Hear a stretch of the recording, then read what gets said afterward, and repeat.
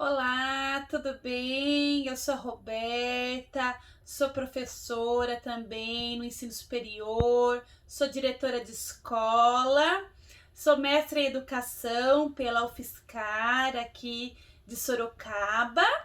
Então eu tô aqui hoje para falar um pouquinho com vocês sobre os desafios de ser professor e professora nesse contexto da pandemia.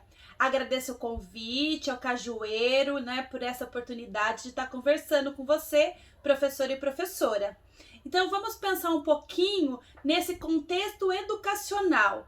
Primeiro dizer que os desafios, né, de ser professor e professora não se deram só no contexto da pandemia. Nós bem sabemos que trabalhar na área de educação é sempre ser interpelado por desafios. A nossa realidade é bem complexa, cheia de ocasiões que precisa da nossa mediação. A gente sabe que as escolas muitas vezes não têm biblioteca, algumas não têm água filtrada. Então, assim, é bem complexa essa realidade escolar no Brasil inteiro. Tem regiões mais favorecidas, tem regiões menos favorecidas, e o contexto da pandemia intensificou esses desafios, né? Em muitos lugares escancarou uma realidade que coloca professores e alunos numa situação bem difícil para dar continuidade a essas aulas. Teve uma pesquisa feita pela Universidade Federal de Minas, dizendo que muitos professores, 89% dos professores, diziam que não tinha habilidade tecnológica, né? Que não sabiam lidar muito bem com esse contexto tecnológico. E a gente sabe que os alunos também, os professores, inclusive, também tem o desafio do acesso à internet. Muitos dos nossos alunos não conseguem acessar as aulas online por conta de não ter uma internet de qualidade, não ter um computador. E os professores acabaram sendo intensificados no seu trabalho. Então são muitas aulas online, muitas horas de preparação para essas aulas. Então a gente costuma dizer que os alunos não estão indo até a escola, mas o trabalho do professor, o trabalho da professora, ele não parou. Muito pelo contrário, ele só aumentou. E a gente precisa estar olhando para essas realidades para não deixar nenhum aluno para trás. E essa não é uma responsabilidade só do professor.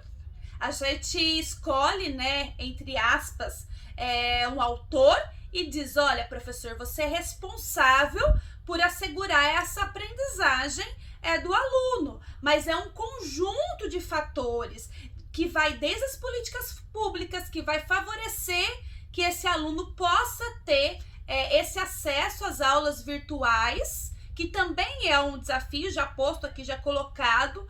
A gente é acostumado, quem é professor sabe, da importância das relações, desse contato, dessa mediação ali no dia a dia, entre professor e aluno, quem educa, ensina, mas também aprende com a sua comunidade. Então é um desafio que não é só responsabilidade do professor, e muitas vezes ele é intensificado no seu trabalho como único autor responsável. E não é verdade, deveria ser um contexto de política pública. Mas entre o real, né, e o ideal, a gente sabe que tem uma distância muito grande. No Brasil, a valorização para o grupo docente é sempre um problema. Haja vista que há algum tempo atrás, pouquinho tempo atrás, nós tivemos que nos organizar para lutar pelo Fundeb. A própria política, o próprio governo queria descaracterizar o Fundeb, que faz a manutenção dos fundos do magistério, da educação em geral e da valorização para esses professores. Então a gente teve que aí nos organizar e conseguimos. Vencemos essa etapa e ensinamos nossos alunos, porque o professor que luta, ele também ensina. A gente não pode perder isso de vista. E os alunos também devem entender que a luta do professor é a luta deles também. Não é aluno e professor separado. Nós estamos juntos, Tem um grito de guerra que fala assim: o professor é meu amigo, mexeu com ele, mexeu comigo. E de fato, nós estamos defendendo o direito à educação. A educação não como um privilégio para alguns que têm condição de pagar, mas um direito constitucional para todos e todas. Não é possível deixar algum aluno para trás. Nós não podemos deixar os nossos alunos para trás. E isso é uma responsabilidade de toda a comunidade, desde a sociedade civil até os governos. Todo mundo tem que pensar no contexto educativo.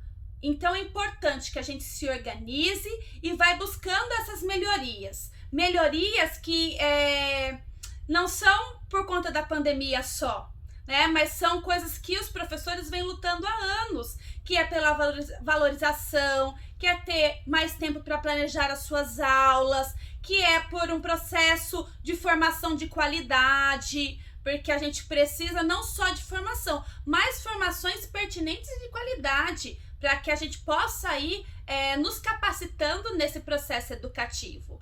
Então é importante que a gente vá fazendo uma organização coletiva, porque as saídas, elas são sempre coletivas. Individualmente a gente pode até colaborar, melhorar, sempre é possível fazer alguma coisa para melhorar, mas uma transformação maior, né, uma equidade maior, ela precisa que a gente se organize. É importante também, professor e professora, que você, ao olhar para o contexto educacional, entenda que é relevante olhar para a nossa sociedade também. A gente sabe que existe processos educativos escolares e não escolares. Nós estamos vivendo aí o Pacto Educativo Global, proposto pelo Papa Francisco, e é bem interessante a gente olhar para esse movimento. O que fala um pouco desse pacto educativo? Que é preciso uma aldeia inteira para educar uma criança. E de fato, a educação não é só responsabilidade dos professores.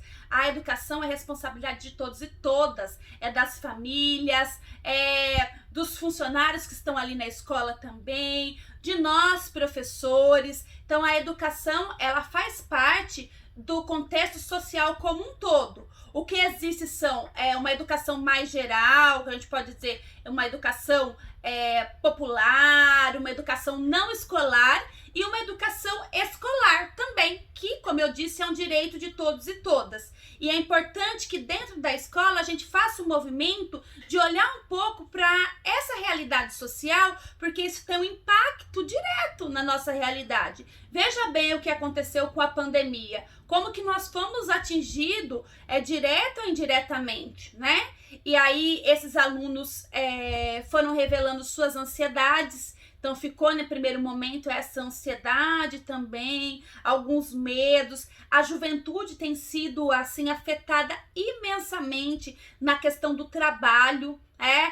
Os jovens estão mais desempregados. A juventude já é uma faixa etária que fica nessa condição de desempregado, é a maior parcela da sociedade que fica desempregada, mas esses índices vêm crescendo no meio juvenil por conta da pandemia. Então tudo isso vai gerando uma ansiedade dos alunos, uma ansiedade dos professores também, que vão se sentindo culpabilizados, né? Que vão ficando com medo aí de não dar conta do volume de trabalho. Então a gente precisa pensar nesses fatores externos que fazem um impacto sobre a escola, nesse momento até de forma virtual, mas quando a gente está lá na escola, o Paulo Freire já fala pra gente, né? É preciso levar em consideração essa realidade social que adentra a escola. O Mesaros vai dizer pra gente também, olha, a escola precisa se alargar para além do capital. A gente precisa ir para além.